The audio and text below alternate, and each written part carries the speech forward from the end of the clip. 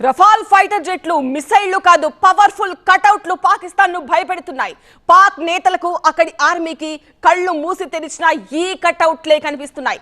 వాళ్లను భయపెడుతున్నాయి. అవే మన ప్రధాని మోదీ, రక్షణ శాఖ మంత్రి రాజ్నాథ్ సింగ్, హోంమంత్రి అమిత్ షా, విదేశాంగ మంత్రి జయశంకర్, జాతీయ భద్రతా సలహాదారు అజిత్ దోవల్.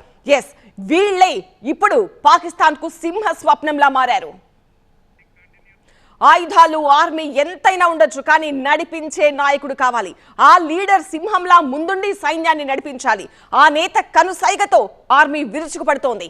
పాకిస్తాన్తో ఇంత భారీ యుద్ధం నడుమ కూడా మోదీ ఎక్కడా ప్రశాంతత కోల్పోలేదు. అదే గంభీరమైన ముఖం. ఆపరేషన్ సింధూర్ షురూ కాకముందు దాని గురించి అస్సలు ఎలాంటి సంకేతాలు కూడా ఆయన ఇవ్వలేదు. ఆయన బాడీ లాంగ్వేజ్ చూసిన వాళ్లకు కూడా అసలు ఏం జరుగుతుందో, ఏం జరగబోతుందో ఏం అర్థం కాలేదు. పాక్తో సహా శత్రువులను అలా బోల్తా కొట్టించి మంగళవారం రాత్రి ఆపరేషన్ సింధూర్ కు గ్రీన్ సిగ్నల్ ఇచ్చారు మోదీ.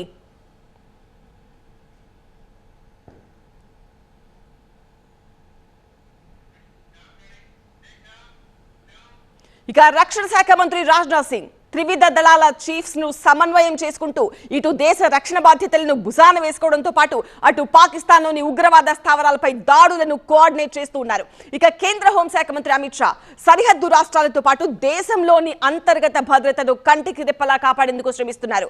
మరోవైపు మన విదేశాంగ శాఖ మంత్రి జయశంకర్ మిత్ర దేశాలతో మంతనాలు జరుపుతున్నారు. మనం పాకిస్తాన్ ను, అక్కడి ప్రజలను టార్గెట్ చేయలేదని, కేవలం ఉగ్రవాదులను మాత్రమే వేటాడుతున్నామనే మెసేజ్ ను గట్టిగా ప్రపంచానికి వినిపించారు. దీంతో ఈ యుద్ధంలో జోక్యం చేసుకోబోము అని అమెరికా ప్రకటించింది. ఇక పాకిస్తాన్ జాంజిగిరి దోస్త్ చైనా కూడా నోటికి తాళం పడింది. ఉగ్రవాదులను శిక్షించాలనే అంది. ఇక అజిత్ దోవల్ అటు ప్రధాని మోదీ నుంచి ఇటు రాజ్నాథ్ సింగ్, అమిత్ షాలతో కోఆర్డినేట్ చేసుకుంటూ మరోవైపు త్రివిధ దళాల హెడ్స్ తో మంతనాలు జరుపుతూ వార్ కోఆర్డినేషన్ సజావుగా సాగేలా చేస్తున్నారు.